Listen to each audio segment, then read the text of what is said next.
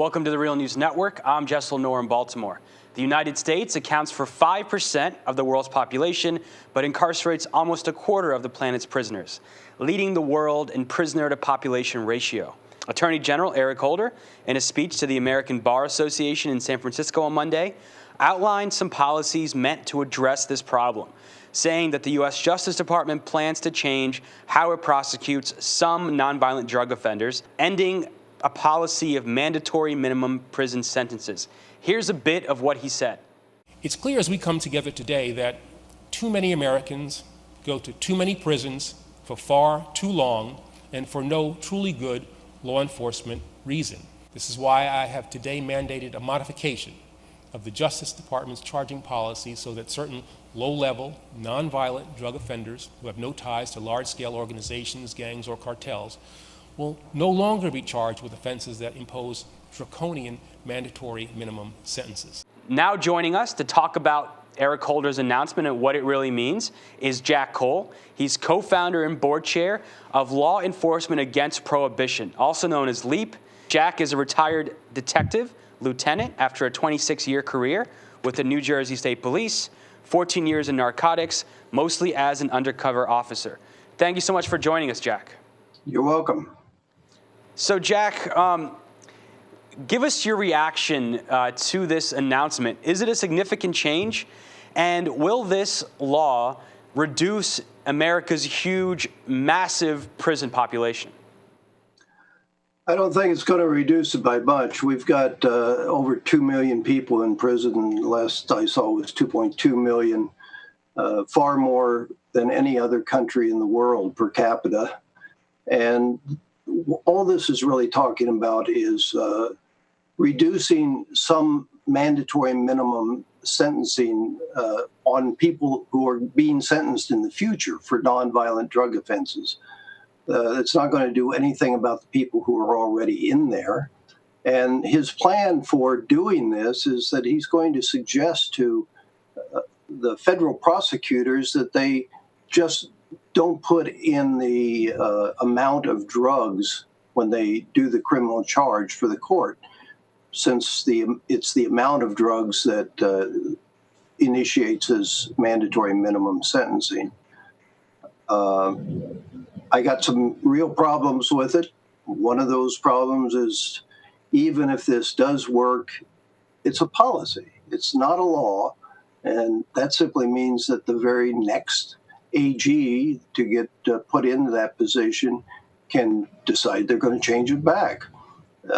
Certainly when we have a new president in, that president can decide we're going to change it back. If we're going to do this stuff, we need laws in order to be in place, not just the whims of people doing it. And if you just skim the media coverage of this, a lot of the headlines say this is like a dramatic shift and this is huge news. It shows that Eric Holder is finally addressing institutional racism through his policies. Talk more about why you kind of disagree with that take on this news. Well, to me, institutionalized racism is one of the very base foundations of the war on drugs. Clear, Jack, you are yourself a former high-ranking police officer, so your perspective is from within this system itself. That's true. I spent 26 years in law enforcement, 14 years undercover in narcotics. I worked everything up to billion-dollar international cocaine and heroin trafficking rings.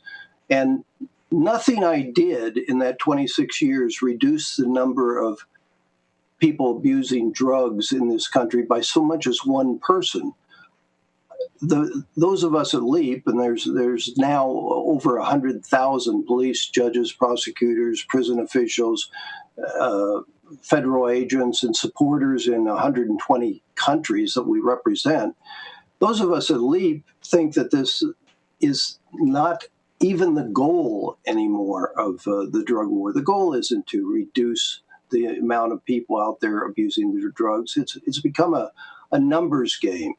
It's used to get people promoted. It's used to raise more money for law enforcement. You know, in the 43 years that we've been fighting the war on drugs, this, by the way, started in 1970. That was the year I went undercover in narcotics. So I've seen this grow from the very beginning. And you got to be an old codger like me to talk about this, because think about it. This has lasted 2 generations, 43 years. There's most of the people alive in this country never lived under a system that didn't have a war on drugs. So I know what it was like before we did this, and I know what it's like now, and I saw the changes, and the changes are unbelievable. How any drug warrior out there can say that what we're doing makes any sense, I don't know. For instance, you know, there's only one social drug known to humans that we've had any success in reducing the amount of people using it in the last 100 years. And that drug, it happens to be a legal drug. It's also the most dangerous drug known to us on a social level. It's also the most addictive drug, far more addictive than heroin. And that drug happens to be the nicotine in cigarettes. Now, in 1985, 42% of the people in this country smoked cigarettes. And we said, we got to do something about this. So we're just killing too many people from cancer and everything. Well, we didn't start a war on cigarette smokers. We started a very strong educational program, and then we pretty much regulated them out of existence. We said, you can smoke, but you can't smoke in a public place. You can smoke at home. You can smoke in your car. And we certainly didn't condone it. You know, the drug warriors will tell you, well, if you legalize these drugs, you're condoning the use of it, so more of our kids will use it. That's not so. You don't have to condone things to legalize it. We certainly don't condone cigarette smoking. You know, 30 years ago, in your office there where you are, you would have had an ashtray on every single table. You would have been able to get on an airplane and smoke your way to wherever you were going to go. Today, smokers don't feel condoned. They barely feel tolerated. So Eric Holder also mentioned in his speech that black male offenders have received nearly 20% longer sentences than white males. And this is something that's been highlighted in the media. You take an issue with that number. You say it's much too low, the disparity between the sentences that African Americans get and that whites get. Can you talk about that? And you're also skeptical. He's talking about all crimes, but it is the drug crimes that he went on television to talk about, and it is the drug crimes that puts the most black people in prison. And the fact of the matter is, today, a black man serves an average of 6 years in prison for exactly the same drug crime that a white man serves 4 years in prison for. That's 50% longer sentence, not 20. And finally, you've also said that there's reason to be skeptical that that these changes will actually be instituted in the same way that you hope, that's promised. Can you talk a little bit about why you're skeptical of this actually playing out and actually making a difference in the incarceration rates? Everybody at LEAP is quite skeptical that this will ever come to pass. You know, this isn't the first time Mr. Holder has got up and said really good things about changes in drug policy. In 2009, he actually sent out a memo to all the U.S. attorneys saying that from now on, they will not arrest anybody for a marijuana violation in states where they've passed medical marijuana laws, where it's the law of the state. The federal people were not going to go in and arrest people for doing that.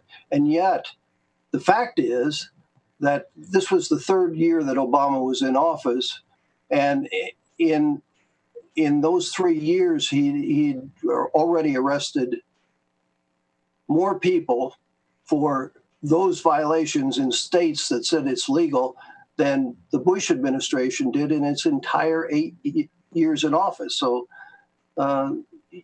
you can't just listen to the person. You got to see what is the truth. What are they really going to do? Jack Cole, thank you so much for joining us.